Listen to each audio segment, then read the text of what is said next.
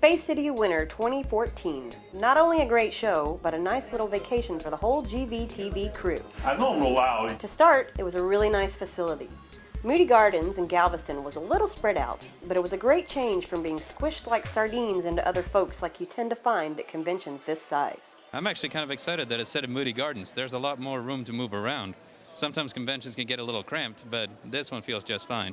A little extra walking, yes, but totally worth the effort. We got there early to get the lay of the land. Little did we know that we'd not only get a jump on things, but score some great interviews from some well-known Babylon 5 I had never worked in science fiction before. and Game of Thrones stars. This year, because now I'm a fan of the show, I get to watch it and not know what's coming up, it's been really exciting for me to be able to talk to my friends about it because everybody's watching it. Later that evening, Tartanic.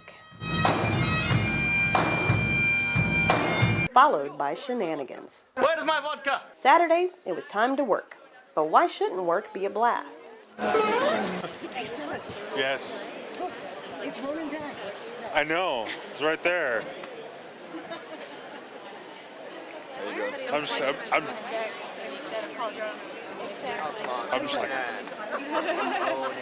him and Teal'c in that episode is the single greatest episode of television there's ever been ever.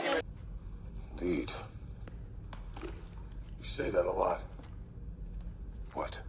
Indeed. Marcellus got a little impromptu one-on-one with Jason Momoa. You and Christopher Judge in the episode Stargate Atlantis when y'all fought the Wraith. It's the single greatest episode of television ever. What was that called? The Midway?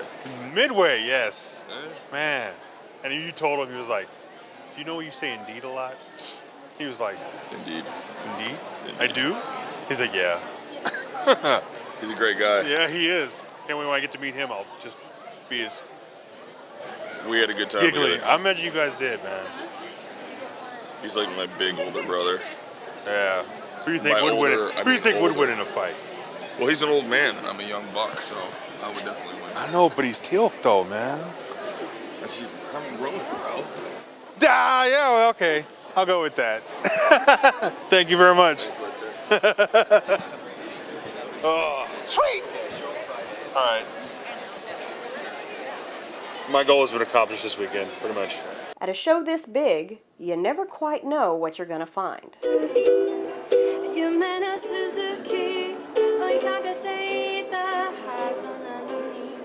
But there are a few guarantees. Great cosplay and costuming. Some were brand new, others were a little more experienced. This is Leon and his daughter Kira.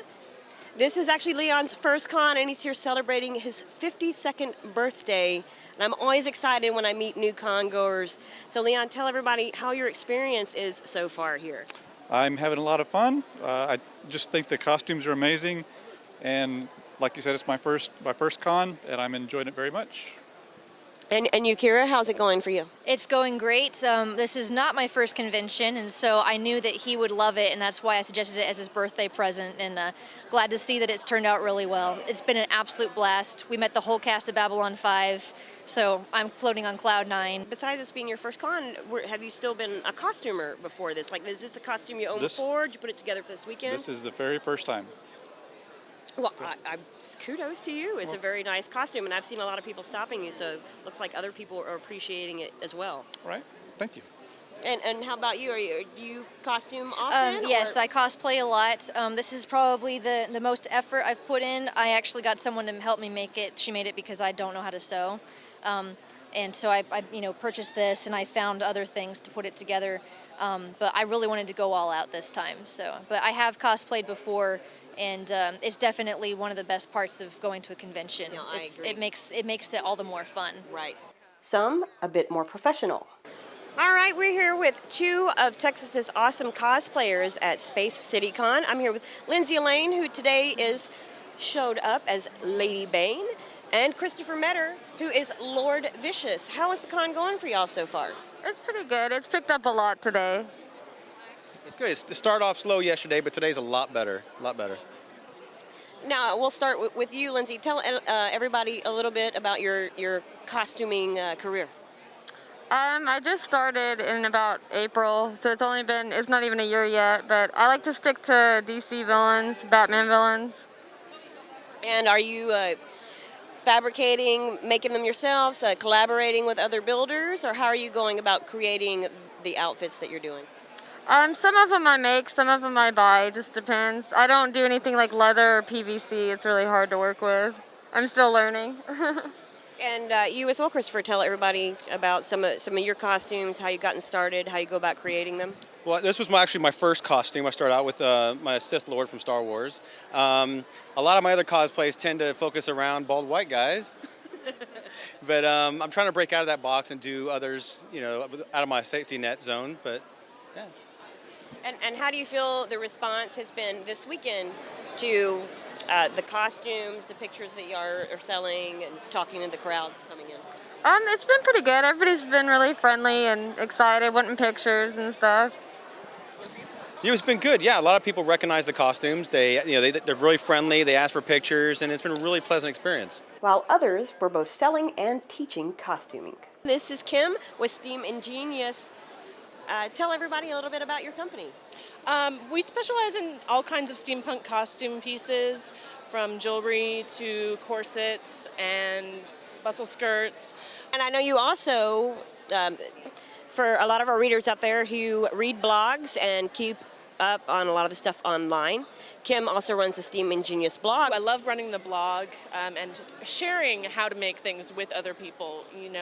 I will tell you how to do these things that I'm selling, as well as also trying to sell them.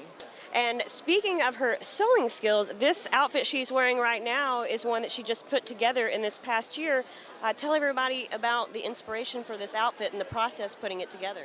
Well, this is my steampunk Cleopatra, and the inspiration came from a period photograph of a Victorian woman at a fancy dress ball, dressed as Cleopatra. And I thought it was the most gorgeous outfit, and it looked like she was wearing a corset on top, and she has a fan and everything. And so I decided I wanted to make it, but then I also wanted to make it more steampunk, not just purely Victorian. So I added my own elements and changed this corset up, and of course added all the gears and the shinies because I like it. So it took me several months to do. Her blog was actually voted one of the best steampunk blogs out there. Best steampunk blog to 2013 from the Steampunk Chronicle. Yes. Yeah. And I also have tutorials on, for example, how to paint a gun, a Nerf gun like this. This exact technique is on my blog for free, and that's just an example of the stuff I have. As all of our viewers know, I'm a big proponent of cosplay and people learning and sharing how to create and make their own stuff, and she's another one of the people that really helps the cosplay, costuming, do-it-yourself community. So be sure and check out Steam Ingenious. I hope you at least got drawers on under there. Yeah, that's my secret. Spider-Man, he tells no secrets. And a great variety of vendors.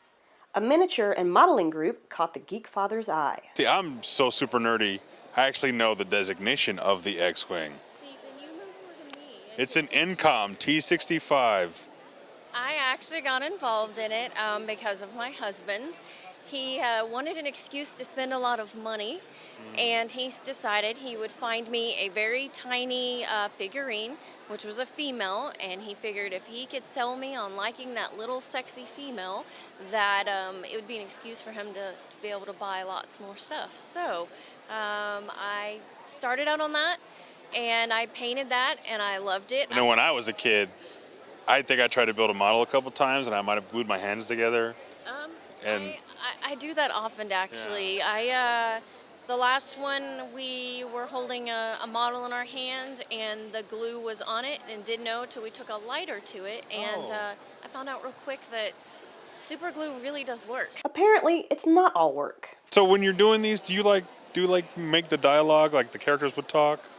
Like when you're painting Ash, you like, yeah, this is my boom. As soon as we get it together, no matter what we get together, at home, we'll play with it. We make the noises and everything. We'll have little war out as we're setting up for the convention. We play with them and make the noises and everything. Saturday night meant time off. So when surrounded by your people, what do? You play. Using social media and our apparently loud voices. Schmegma! We got a game of Cards Against Humanity going in the hotel bar. Why can't I sleep at night?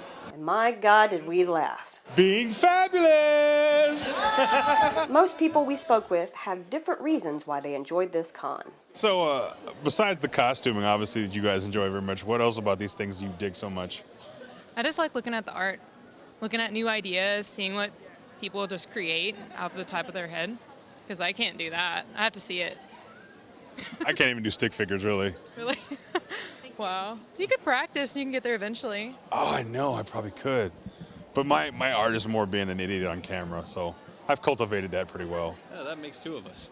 Yeah, right? Yeah, absolutely. Being an idiot on camera is like one of my favorite things to do. It's a hobby. It's a hobby. You know, if you do something really well, you shouldn't do it for free. Absolutely not. The moment I can find someone to pay for it, I think I'll quit crime fighting. I'm not going to fight crime. I'm going to be an idiot on camera. Of course. That's actually how I got my start, you know? Like with pro wrestling, Spider-Man, The Amazing Spider-Man. Then, you know, somebody had to ruin it by shooting my Uncle Ben. But they all had a great time. We're getting some final day reactions from everybody. Alice, say hi to the folks. Tell everybody what you thought of the winter edition of Space CityCon. I really liked it. I liked seeing all the Game of Thrones cast. I can't wait for it to come back. The Babylon 5 people were all really, really nice. It's been a really great con. So tell everybody your impressions of the difference between the first edition and this one. I think this is a lot better venue. It's bigger than the other one, and we don't have like the crowding issues that we had in like the hallways and people getting around. This is a really nice place, and I hope they keep it here. I hope people will take the hour-and-a-half drive from Houston and come down here and see it because it's awesome. Great con, once again. For those on the fence, I'd say come and enjoy it.